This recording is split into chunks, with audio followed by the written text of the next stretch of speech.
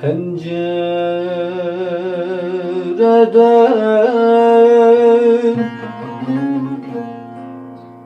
kar geliyor.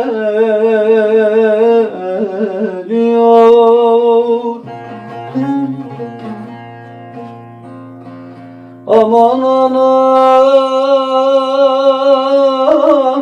gurbet bana zor geliyor.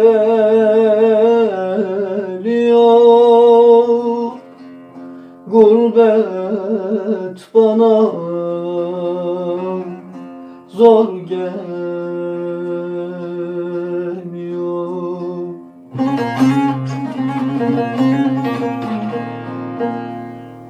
Sanma ki duymuyorum yağmurun sesini. Tepelere bakarken ıslanıyor yüzüm. Ağaçların arasından bir yol açtım, yüreğimdeki yangın yerine giden. Tepelere, kimsenin olmadığı yerlere kendimi bulmak için gidiyorum. Sanma ki yüzümdeki ıslaklık yağmurdan, içimdeki çizikler acıyor yar. Çok üşüyorum, çok. Bu da bana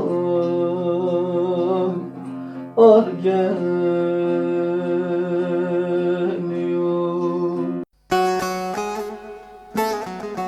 Gitmek istiyordun, gitme diyordun.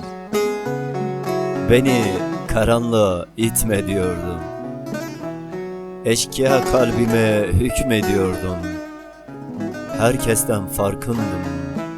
Sen bilmiyordun, bilmiyordun. Kalbimi kırıp acıtıyordun. Ben sana dargındım. Sen bilmiyordun. Sen bana günahtın, sen bana yasak. Helale uzaktı düştüğüm tuzak.